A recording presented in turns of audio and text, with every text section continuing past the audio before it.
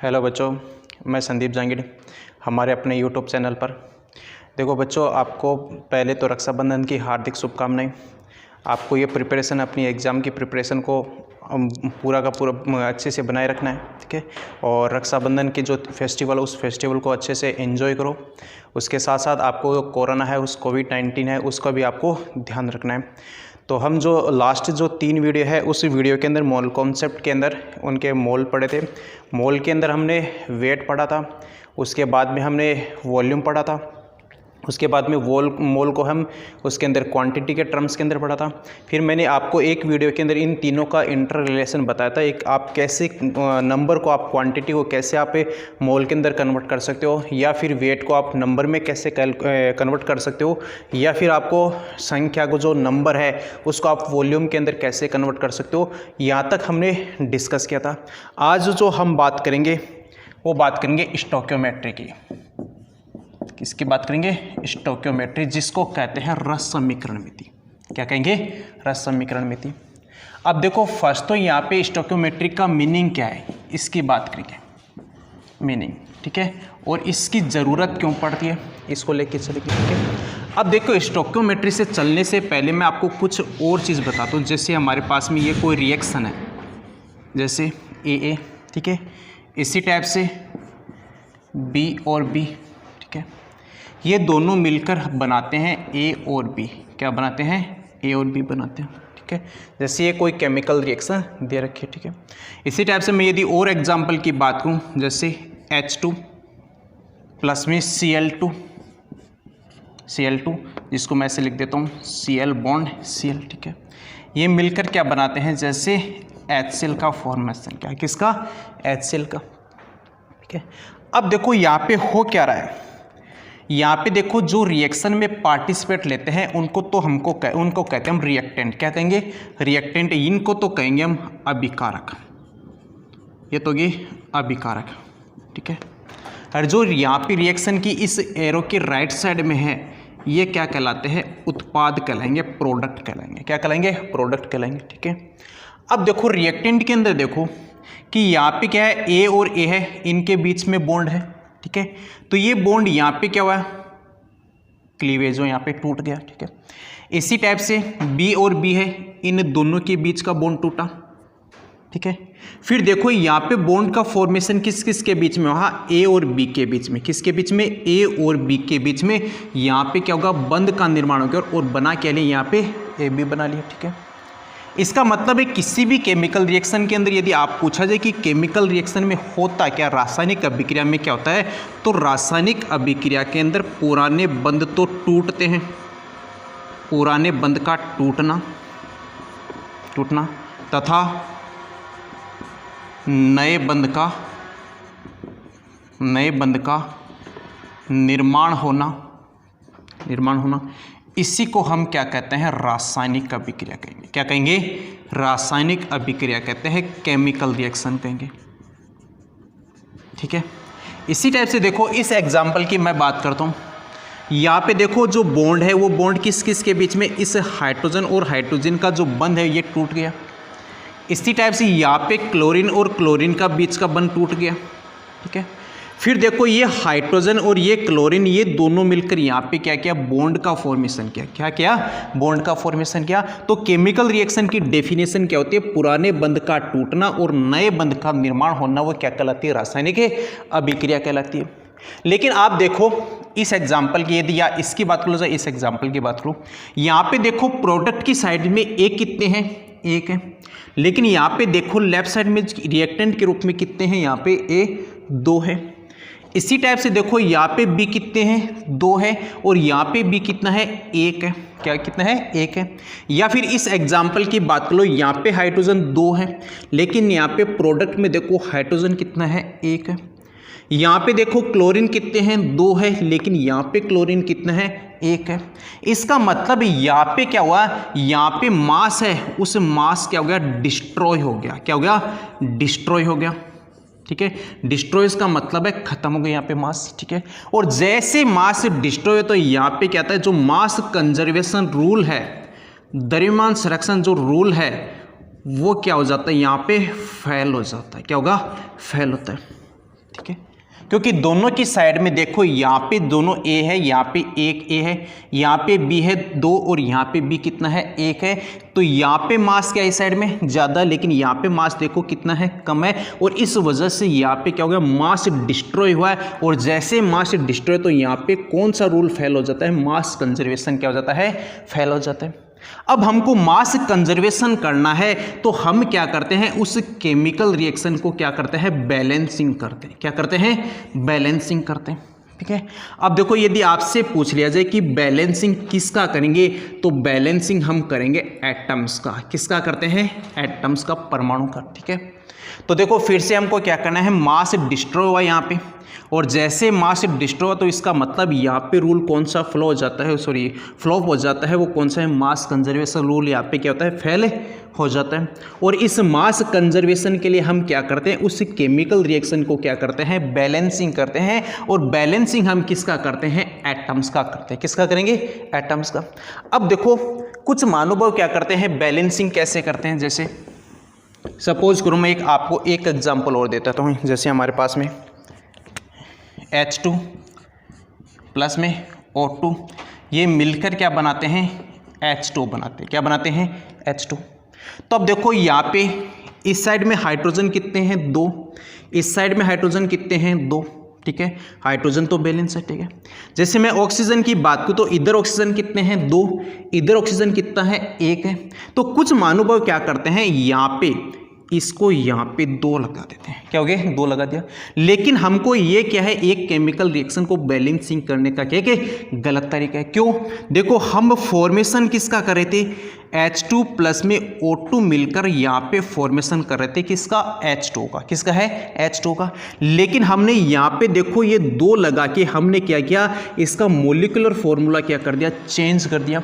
हमको बनाना तो था H2, लेकिन हमने बना क्या डाला, यहाँ पे H2 डाला। ठीक है, इसका मतलब ये बैलेंसिंग करने का तरीका क्या है कि गलत है। ठीक है, तो हम बैलेंसिंग कहाँ पे करते हैं, तो बैलेंसिंग के लिए हम क्या करते हैं, कोई पर्टिकुलर जो नंबर है वो नंबर हम कहाँ पे, इनके आगे यूज करते हैं, इनके आगे यूज करते हैं। जैसे अब सपोज करो इसी की बात कर लेता हूँ मैं पे, यहाँ पे H2 कितने हैं, 2, यहाँ पे 2, यहाँ पे ऑक्सीजन कितने हैं, 2। तो हमको ऑक्सीजन को बैलेंस करना है तो मैं यहाँ पे लगा देता हूँ 2, लगा दिए। ठीक है, तो अभी यहाँ पे देखो ऑक्सीजन 2 गए, हाइड्रोजन कितने हो गए, 4, यहाँ पे कितने हाइड्रोजन, 2। तो मैं इस हाइड्रोजन के आगे भी क्या लगा देता हूँ, 2 लगा देता हूँ। ठीक है, तो अब ये जो रिएक्शन है, ये रिएक्शन यहाँ पे क्या होगी, एक बैलेंस रिएक्शन है। क्या कि संतुलित समीकरण है। जैसे हाइड्रोजन यहाँ पे 4 है तो इस साइड में भी हाइड्रोजन 4 है, यहाँ पे ऑक्सीजन 2 है तो यहाँ पे भी ऑक्सीजन कितने हो गए, 2 हो गए। कितने हो गए, 2 हो गए। तो हमको जब भी किसी केमिकल रिएक्शन को हमको बैलेंस करना है तो जो नंबर हम यूज करते हैं वो नंबर इनके आगे यूज करते हैं, इनके आगे यूज करते हैं। लेकिन ये तरीका क्या है, गलत है, क्योंकि हमको बनाना तो था H2O, लेकिन हमने बना क्या डाला, यहाँ पे H2O2 डाला। इसका मतलब हमने यहाँ पे क्या चेंज कर दिया, एक मोलिकुलर फॉर्मूला को क्या कर दिया, चेंज कर दिया। मोलिकुलर फॉर्मूला मतलब आणविक सूत्र को हमने क्या कर दिया, चेंज कर दिया। तो अब देखो यहाँ पे स्टोइकियोमेट्री का, पहले तो देखो यहाँ पे मैंने एक रिएक्शन बताई थी। केमिकल रिएक्शन का मतलब क्या है कि पुराने बंध का टूटना और नए बंध का निर्माण होना क्या कहलाता है, एक रासायनिक अभिक्रिया कहलाती है। ठीक है, अब रासायनिक अभिक्रिया के दौरान में क्या होता है, यदि मास कंजर्वेशन की मैं बात करूं, मास कंजर्वेशन रूल की मैं बात करूं तो वहां पे क्या होता है, आपको मास मतलब यहाँ पे रिएक्टेंट की साइड में जो मास है उतना ही मास कौन सी साइड में होना चाहिए, प्रोडक्ट की साइड में होना चाहिए। ठीक है, अब देखो यहाँ पे क्या हुआ था, यहाँ पे हमने मास क्या हो गया, डिस्ट्रॉय हो गया। अब जब मास डिस्ट्रॉय हो गया इसका मतलब यहाँ पे क्या गया, मास कंजर्वेशन रूल क्या हो गया, फेल हो जाता है। अब मास कंजर्वेशन रूल को हमको क्या करना है, सेटिस्फाई करना है। तो हम क्या करते हैं, उस रिएक्शन को बैलेंसिंग करते हैं। और बैलेंसिंग हम किससे करते हैं, एटम से। सॉरी, बैलेंसिंग किसको करते हैं, हमें एटम्स को करते हैं। किसको, एटम्स को। यहाँ तक समझ में आ गई। ठीक है, अब देखो एक बात याद रखना ये चीज छोटी सी, कि जो मास कंजर्वेशन जो रूल है वो नाभिकीय अभिक्रिया पे लागू नहीं होता, नाभिकीय अभिक्रिया पे लागू नहीं होता। बस ये स्पेशली याद रखना, नाभिकीय अभिक्रिया पे लागू नहीं होता। ठीक है, क्योंकि वहां पे मास क्या होता है, डिस्ट्रॉय होता है। ठीक है, अब जैसे सपोज करो मैं और एग्जांपल की बात करता हूं।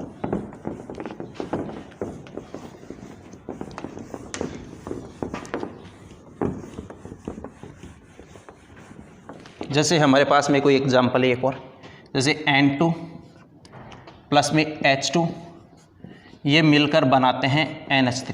क्या बनाते हैं? NH3। ठीक है, अब इसको बैलेंसिंग कैसे करेंगे? तो क्यों इस साइड में नाइट्रोजन कितने हैं? 2, इस साइड में 1 है, यहाँ पे लगा दूँ मैं 2। ठीक है, नाइट्रोजन बैलेंस। ठीक है, फिर देखो हाइड्रोजन इस साइड में कितने हैं? 3 × 2 कितने होगी? 6। इस साइड में कितने हैं? 2, तो यहाँ पे क्या लगा दूँ मैं? 3 लगा दूँ।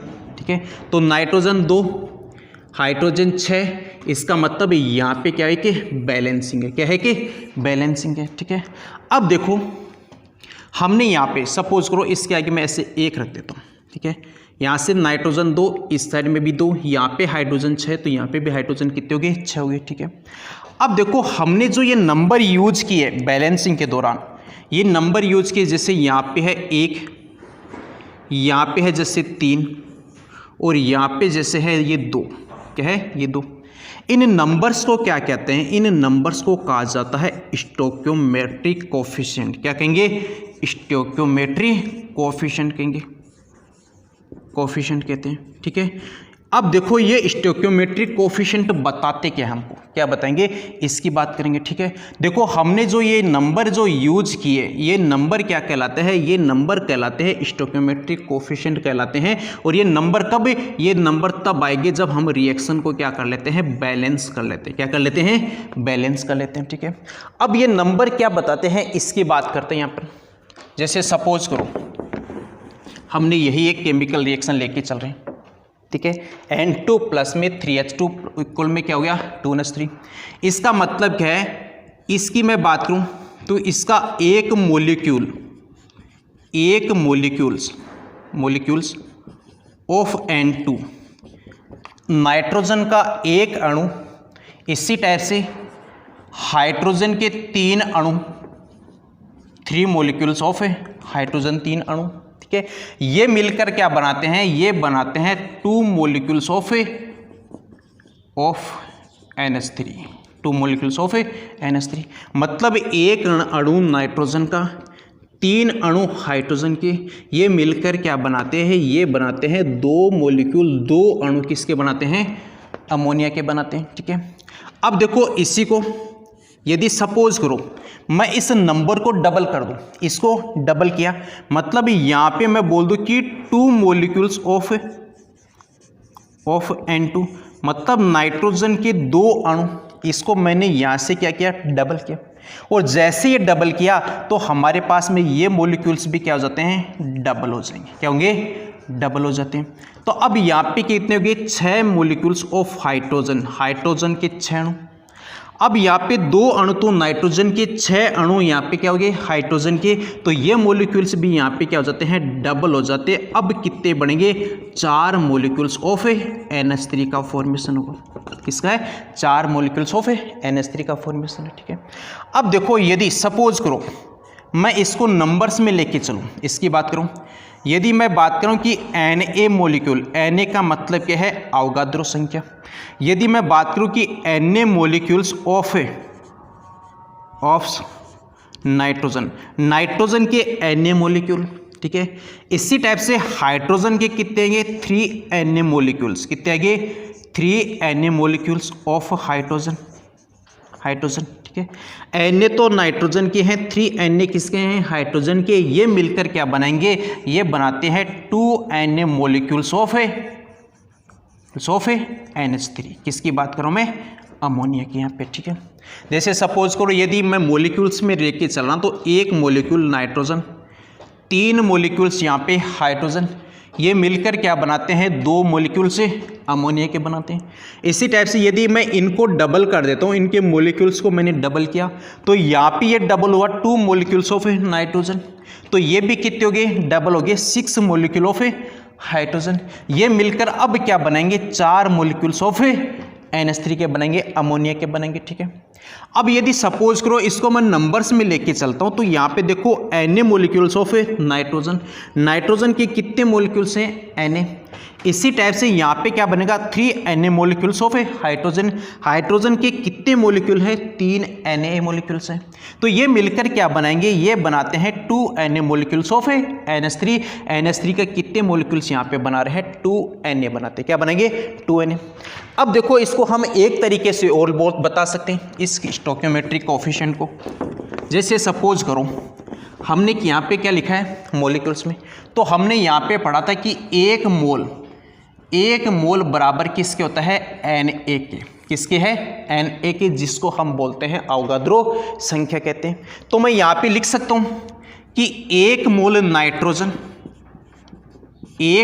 नाइट्रोजन इसी टाइप से 3 मोल हाइड्रोजन के, किसके हैं 3 मोल हाइड्रोजन के, ये जो मिलकर बनाएंगे ये किसका फॉर्मेशन करते हैं 2 मोल NH3 का करेंगे। किसका करेंगे 2 मोल NH3 का करेंगे। तो जब भी हमको केमिकल रिएक्शन की यदि स्टोइकियोमेट्री पढ़ना है तो आपको किस रूप में पढ़ना है, आपको मोल्स के रूप में पढ़ना है। किसके रूप में, मोल्स के रूप में पढ़ना है, ठीक है। जैसे मैं आपको और एग्जाम्पल देता हूँ, तो आपको जब भी लिखना है पहले बैलेंसिंग रिएक्शन लिखना है, बैलेंसिंग के बाद में क्या करना है उसकी स्टोइकियोमेट्री हमें लिख सकते हैं। जैसे और एग्जांपल की बात करते हैं, जैसे हमारे पास में है H2 प्लस में O2, ये बनाते हैं क्या H2 बनाते हैं, ठीक है। पहले इसको हम क्या करेंगे बैलेंस कर लेते हैं। क्या करेंगे बैलेंस। यहाँ पे हाइड्रोजन कितने हैं 2, यहाँ पे 2, यहाँ पे ऑक्सीजन कितने हैं 2, यहाँ पे ऑक्सीजन कितना है 1, तो यहाँ पे मैं लिख देता हूँ 2, लिख दी यहाँ पे, ठीक है। फिर देखो हाइड्रोजन यहाँ पे कितने होगी 4, यहाँ पे हाइड्रोजन कितने हैं 2, तो इसके आगे भी हमने क्या लिख दिया 2 लिख दिया, ठीक है। अब इस ये हमारे पास में क्या होगी एक बैलेंस रिएक्शन होगी। क्या होगी बैलेंस रिएक्शन होगी, ठीक है। अब इसको हम क्या लिखेंगे, इसको हम लिख सकेंगे 2 मोलिक्यूल्स ऑफ H2, हाइड्रोजन के 2 मोलिक्यूल्स, इसी टाइप से ऑक्सीजन का 1 मोलिक्यूल, 1 मोलिक्यूल्स ऑफ ऑक्सीजन का 1 मोलिक्यूल, ये मिलकर क्या बनाते हैं, ये बनाते हैं 2 मोलिक्यूल्स ऑफ H2। H2 के कितने मोलिक्यूल्स बनाता है, ये 2 मोलिक्यूल्स बनाएंगे, ठीक है। इसी टाइप से यदि हम बात करें कि इसकी बात करें 2 Na मोलिक्यूल्स ऑफ हाइड्रोजन के कितने 2 Na मोलिक्यूल्स, ये इसी टाइप से 1 Na मोलिक्यूल्स ऑफ ऑक्सीजन के कितने मोलिक्यूल्स Na मोलिक्यूल्स, ये दोनों मिलकर क्या बनाएंगे, ये बनाते हैं 2 Na मोलिक्यूल्स ऑफ H2 के। H2 के कितने मोलिक्यूल्स बनाते हैं 2 Na मोलिक्यूल्स बनाते हैं। फिर देखो यदि हम इसको मोल के संदर्भ में लिखें तो क्या लिखेंगे, H2 के कितने मोल है 2 मोल, H2 के 2 मोल, इसी टाइप से ऑक्सीजन का 1 मोल, ये मिलकर क्या बनाते हैं, ये बनाते हैं 2 मोल H2 के। इसका फॉर्मेशन करते हैं 2 मोल H2 का फॉर्मेशन करते हैं। इसी टाइप से आप किसी भी केमिकल रिएक्शन की क्या लिख सकते हो स्टोइकियोमेट्री लिख सकते हो, लेकिन आपको जो केमिकल रिएक्शन दिया जाता है उस केमिकल रिएक्शन को आपको पहले क्या करना है बैलेंस करना है। क्या करना है बैलेंस करना है। इसी टाइप से मैं आपको एक एग्जांपल दे देता हूँ, उस एग्जांपल के थ्रू आपको खुद इसकी स्टोइकियोमेट्री लिखना है। एक तो आपको मॉलिक्यूल्स में लिखना है, ठीक है, फिर आपको Na अवोगाद्रो संख्या में लिखना है, ठीक है। उसके बाद में आपको किस में लिखना है मोल्स में भी लिखना है, ठीक है। जैसे आपको मैं एग्जांपल दे रहा हूँ H2 plus half O2, H2 plus half O2, ये मिलकर क्या बनाते हैं, ये बनाते हैं H2। तो एक तो आपको इसकी लिखनी है, ठीक है। दूसरी जैसे मैं आपको और एग्जांपल दे देता हूँ कि H2 प्लस में Cl2, ये दोनों मिलकर क्या बनाती हैं, ये बनाती है HCl। क्या बनाती है HCl बनानी है। तो यहाँ पे आपको पहले क्या करना है रिएक्शन को बैलेंस करना है, दोनों साइड में एटम्स क्या होने चाहिए बैलेंस होनी चाहिए। फिर उसके बाद में आप उसको मॉलिक्यूल्स में लिखना है, फिर आपको Na मॉलिक्यूल्स में लिखना है, ठीक है। फिर आपको वहाँ पे मोल के संदर्भ में लिखना है। और जब भी आप किसी भी केमिकल रिएक्शन की स्टोइकियोमेट्री लिखो तो आप उसको मोल के संदर्भ में लिखना है यहाँ पे, ठीक है। अब देखो इसको आगे और लेके चलते हैं हम। जैसे हमारे पास में एक क्वेश्चन और दे देता हूँ स्टोइकियोमेट्री को। अब हम इस स्टोइकियोमेट्री को मोल के साथ साथ उसकी क्वांटिटी, उसके नंबर और उसके वॉल्यूम के अंदर भी डिस्कस करेंगे। जैसे सपोज करो ये हमारे पास में रिएक्शन है N2 प्लस में 3H2 इक्वल में ये है हमारे पास में 2NH3, एक बैलेंस रिएक्शन है, ठीक है। अब देखो इसके कितने मोल है, इसका है 1 मोल, ठीक है। इसके कितने मोल है, इसके 3 मोल हैं, 1 मोल इसका, 3 मोल इसके, ये मिलकर क्या बनाते हैं, 2 मोल NH3 बनाएंगे। क्या बनाएंगे, 2 मोल NH3 बनाएंगे। अब देखो यदि इसको आपको क्वांटिटी के रूप में पूछा जाए, किसके रूप में, क्वांटिटी के रूप में, तो क्वांटिटी के रूप में या नंबर के रूप में आता तो हमने फॉर्मूला यूज किया था कि मोल इज इक्वल टू संख्या बटे Na, यही तो था, ठीक है। फिर हमारे पास में क्या था, संख्या इज इक्वल टू, वो आया था मोल इंटू Na, क्या था, मोल इंटू Na था। अब देखो यहाँ पे मोल कितना है, 1, और तो 1 इंटू Na, तो इसके क्वांटिटी में कितने आ गई, Na मोलिक्यूल्स, किसके, नाइट्रोजन के। अब इसके मोल कितने हैं, 3 मोल, तो हमारे पास यहाँ पे 3 रखा, तो यहाँ पे कितना बना, 3 Na molecules of hydrogen. Na अब हाइड्रोजन के कितने हैं, 3 Na मोलिक्यूल्स। अब यदि मैं अमोनिया की बात करूँ तो यहाँ पे मोल कितने हैं, 2, तो यहाँ पे 2 रखा, तो हमारे पास में कितने बन गए, 2 Na molecules of NH3, 2 Na molecules of NH3। अब यदि आपको ये तो मैंने लिख दिया किसके रूप में, क्वांटिटी के रूप में। यदि आपसे पूछा जाए कि वेट के टर्म में, किसके अंदर, वेट के टर्म के अंदर, भार के टर्म में पूछा जाए, तो हमारे पास में एक फॉर्मूला और भी था कि मोल इज इक्वल टू क्या होता है, मोल इज इक्वल टू हमारे पास में था भार बटे अणुभार, यही तो था, ठीक है। फिर हमने क्या लिखा था, भार इक्वल में मोल इंटू अणुभार, मोल इंटू अणुभार, यही तो था अपने पास में, ठीक है। अब देखो इसका मोल कितना है यहाँ पे, N2 का 1, और अणुभार कितना है इसका, 28, मतलब नाइट्रोजन का परमाणु भार तो होता है 14, और इसके अणुभार की बात की जाए वो कितना है, 28, ठीक है। तो यहाँ पे 1 इंटू 28, तो यहाँ पे N2 की कितने गए, 28 ग्राम, कितने हो गए, 28 ग्राम। इसी टाइप से देखो हाइड्रोजन की बात करें तो हाइड्रोजन का परमाणु भार होता है 1, कितना है, 1। यहाँ पे मोल्स कितने, यहाँ पे 3 है, ठीक है। अब 3 मोल्स ही हैं और यहाँ पे 2 है, तो कितने गए, 3 इंटू 2 बराबर कितने आ गए, 6, कितने हो गए, 6। तो यहाँ पे हाइड्रोजन के कितने आ गए, 6 ग्राम, हाइड्रोजन के 6 ग्राम, ठीक है। अब ये दोनों मिलेंगे 28, तो यहाँ पे अपने पास में किसके हैं, नाइट्रोजन के, उसके बाद में हाइड्रोजन के कितने हैं, 6 ग्राम। अब हम किसकी बात करेंगे, NH3 की, किसकी बात करेंगे, NH3 की। तो NH3 के मोल कितने हैं, 2 मोल तो NH3 के होंगे इंटू, ठीक है। अब देखो अणुभार कितने हैं, 14 और 3 17, तो यहाँ पे कितना आ गया, अणुभार 17, और 17 इंटू 2 कितने आ गए, 34, कितने आ गए, 34। तो यहाँ पे कितना आ गया हमारे पास में, 34 ग्राम, कितना आ गया, 34 ग्राम। अब देखो ये 34 ग्राम बना कब, जब 28 ग्राम तो किसके, नाइट्रोजन के, और जो 6 ग्राम है वो किसके, हाइड्रोजन के। ये दोनों मिलकर क्या बना रहे हैं, 34 ग्राम NH3 बना रहे हैं। तो अब यहाँ पे देखो हमने साइन कौन सा यूज किया है, प्लस वाला साइन यूज किया है। तो अब यहाँ पे देखो रिएक्टेंट की साइड में कितने हैं, 34 है, और प्रोडक्ट की साइड में भी आप वेट देखो तो कितना है, 34 है। इसका मतलब अब आप यहाँ पे कौन सा रूल फॉलो हो रहा है, मास कंजर्वेशन, कौन सा है, मास कंजर्वेशन है, द्रव्यमान संरक्षण रूल यहाँ पे क्या हो रहा है, फॉलो हो रहा है। और याद रखना आपको वेट की कंडीशन में ही इसको जोड़ा जाता है, बाकी वाली कंडीशन में हम जोड़ते नहीं है, ना तो क्वांटिटी के रूप में हम जोड़ते हैं यहाँ पे, ना ही हम आगे यदि वॉल्यूम की कंडीशन में पढ़ेंगे तो वहाँ पे भी इसको नहीं जोड़ा जाता। लेकिन ये केवल और केवल एडिशन किसके अंदर होगा, केवल और केवल होता है ये वेट की कंडीशन में, किसमें है, वेट की कंडीशन में। तो 28 ग्राम में यहाँ पे नाइट्रोजन था, 6 ग्राम यहाँ पे हाइड्रोजन था, ये दोनों मिलकर क्या बना रहे हैं, 34 ग्राम में NH3 बना रहे हैं। तो यहाँ पे रिएक्टेंट की साइड में देखो, अभिकारक की साइड में भी कितने हैं 34 है, और प्रोडक्ट की साइड में भी कितना है 34 है। इसका मतलब यहाँ पे कौन सा फॉलो हो रहा है, मास कंजर्वेशन फॉलो हो रहा है। अब तीसरा टर्म यदि आपसे पूछा जाए आयतन की कंडीशन में, किसमें, आयतन में, और मैं यहाँ पे आयतन को लेके चल रहा हूँ लीटर में, किस में लेके चल रहा हूँ, लीटर में, ठीक है। तो हमने तीसरा फॉर्मूला और भी पढ़ा था, और वो फॉर्मूला हमारे पास में क्या था कि मोल इक्वल में आयतन बटे 22.4, आयतन बटे 22.4।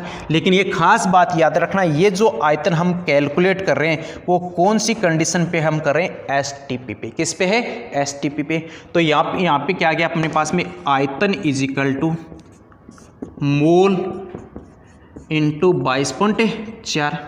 अब देखो यहाँ पे मोल, पहले मैं नाइट्रोजन की बात करूँ, कितना मोल है, 1 मोल। तो यहाँ पे 1 इंटू 22.4, तो हमारे पास में इसके कितने आ गया आयतन, इसका तो आ गया 22.4 लीटर, 22.4 लीटर। फिर मैं हाइड्रोजन की बात करूँ, कितने मोल है यहाँ पे, 3 मोल। तो यहाँ पे मैंने 3 पुट किया और 22.4 कितने आ गए, 67.2 लीटर। तो यहाँ पे हाइड्रोजन के कितने हो गए, 67.2 लीटर हाइड्रोजन, ठीक है। अब ये मिलकर क्या बनाएंगे, तो यहाँ पे मोल कितने हैं NH3 के, 2 मोल, और 22.4 कितना बनता है, 44.8 लीटर किसका बनाएंगे, NH3 का, 44.8 लीटर NH3 बना सकते हैं, ठीक है। तो आपको जब भी यदि स्टोइकियोमेट्री लिखना है तो आपको मोल के संदर्भ में लेके चलना है, ठीक है। यदि यही पूछा जाए कि क्वांटिटी के टर्म्स में पूछा जाए तो आपके पास में ऐसे लिख सकते हो क्वांटिटी के टर्म्स में, ठीक है। यदि आपकी वेट की कंडीशन में पूछा जाए तो वेट की कंडीशन में आप ऐसे लिख सकते हो, ठीक है।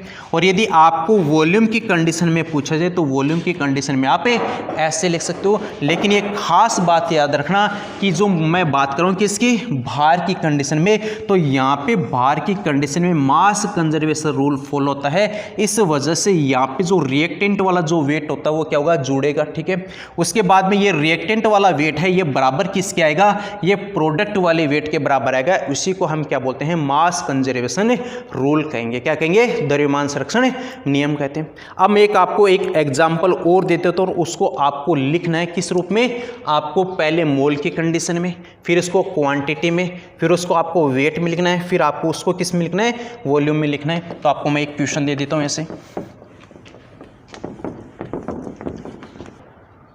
जैसे आपको क्वेश्चन में दे रहा हूं, क्वेश्चन ये है जैसे H2 प्लस में हाफ O2, ठीक है, ये मिलकर बना रहे हैं H2, ये क्या बना रहे हैं, H2 बना रहे हैं, ठीक है।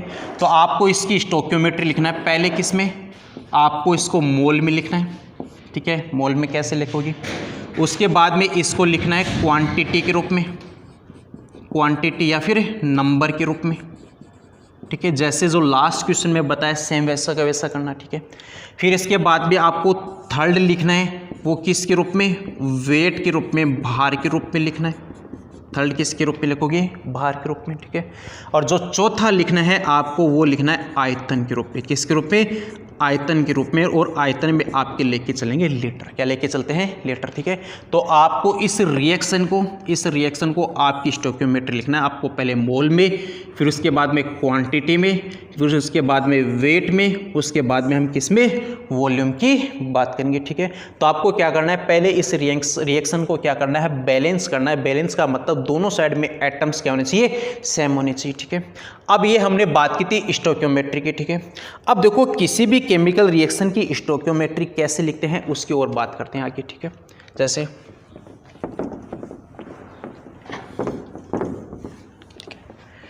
हमारे पास में हेडिंग है मोल कॉन्सेप्ट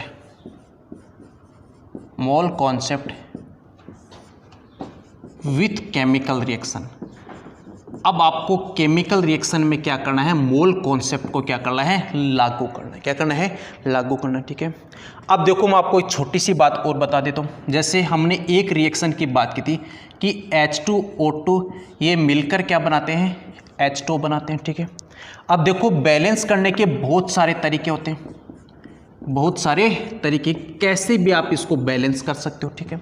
जैसे H2O2 ये बना क्या रहा है, H2 बना रहा है। तो यदि सपोज करो मैं इसको ऐसे भी बैलेंस करता हूँ, देखो बैलेंस है, यहाँ पे हाइड्रोजन 4, इधर भी 4 है, यहाँ पे ऑक्सीजन 2, इधर भी ऑक्सीजन 2, ठीक है। या फिर इस रिएक्शन की बात करूँ तो इस रिएक्शन को हम ऐसे ही तो बैलेंस कर सकते हैं। हाइड्रोजन कितने हो गए 2, फिर यहाँ पे हाइड्रोजन 2, इधर ऑक्सीजन कितना है 1, क्योंकि 2 से 2 कट गया 1, फिर यहाँ पे ऑक्सीजन कितना है 1। तो इसका मतलब है ये रिएक्शन भी क्या है, बैलेंस है, ये रिएक्शन भी क्या है, बैलेंस है। मतलब आप किसी भी केमिकल रिएक्शन को कि किसी भी टाइप से क्या कर सकते हो, बैलेंस कर सकते हो। यहाँ पे मैंने एक तो ये बैलेंस किया या फिर दूसरी इस टाइप से बैलेंस किया, ठीक है। अब देखो इसकी मैं बात करूँ, यदि सपोज करो मैं मोल की बात करूँ, mole of hydrogen, mole of hydrogen, ठीक है, divide by mole of O2, mole of hydrogen divide by क्या है, मोल ऑफ O2। अब देखो हाइड्रोजन के मोल कितने हैं 2, ये 2 मोल, ऑक्सीजन का कितना मोल है 1 मोल। तो इसका जो रेशियो आ रहा है वो रेशियो हमारे पास में क्या आ रहा है 2:1 आ रहा है, किसका, हाइड्रोजन और ऑक्सीजन का, ठीक है। इसी टाइप से मैं यदि इसकी बात करूँ, यहाँ पे देख लो, यहाँ पे हम बात करते हैं तो मोल ऑफ हाइड्रोजन, ठीक है, इसी टाइप से मोल ऑफ ऑक्सीजन, ठीक है। अब हाइड्रोजन के मोल कितने हैं 1, ठीक है, और ऑक्सीजन के मोल कितने हैं 1/2। तो यहाँ पे भी जो रेशियो आ रहा है वो रेशियो कितना आ रहा है 2:1 आ रहा है, कितना आ रहा है 2:1, ठीक है। फिर देखो यदि हम ये तो बात किसकी करें, अभिकारक के रूप में, यदि हम बात करें ये अभिकारक और प्रोडक्ट के रूप में, तो यदि मैं बोल दूं कि मोल ऑफ हाइड्रोजन, हाइड्रोजन के मोल बट्टे मोल ऑफ H2 के मोल, इसके मोल कितने हैं 2 और इसमें H2 में मोल भी कितने हैं 2। तो यहाँ पे जो रेशियो आ रहा है वो कितना आ रहा है 1:1, ठीक है। उसके बाद देखो इस केमिकल रिएक्शन की बात करते हैं, mole of hydrogen, mole of hydrogen divide by mole of H2, mole of H2, ठीक है। तो यहाँ पे हाइड्रोजन के मोल कितने हैं 1 और H2 का मोल भी कितना है 1 है यहाँ पे, ठीक है। फिर देखो यहाँ पे मैं बात करता हूँ ऑक्सीजन की कंडीशन के संदर्भ में कि यहाँ पे मोल ऑफ ऑक्सीजन बटे mole of H2, mole of H2। Oxygen के मोल कितने हैं 1 और H2 के मोल कितने हैं 2। तो यहाँ पे हमारे पास में रेशियो कितना आ रहा है 1/2, ठीक है। उसके बाद यहाँ पे देखो कि mole of oxygen, mole of oxygen बट्टे mole of H2, mole of H2। यहाँ पे जो रेशियो आता है मोल का 1/2 और H2 का 1, तो ये रेशियो भी कितना बनता है 1/2, कितना है 1/2, ठीक है। अब इस चीज़ पे आप अच्छे से गौर करो, देखो यहाँ पे इनके मैं रेशियो की बात करता हूँ तो ये रेशियो कितना है 2:1 है, मतलब 2/1 है। यदि मैं यहाँ पे इसकी बात करूँ तो यहाँ पे हाइड्रोजन और ऑक्सीजन का देखो रेशियो क्या है, सेम है 2:1 का, यहाँ पे भी कितना है 2:1 है। इसका मतलब ये रेशियो क्या है, एक फिक्स होता है, क्या होगा, फिक्स होगा।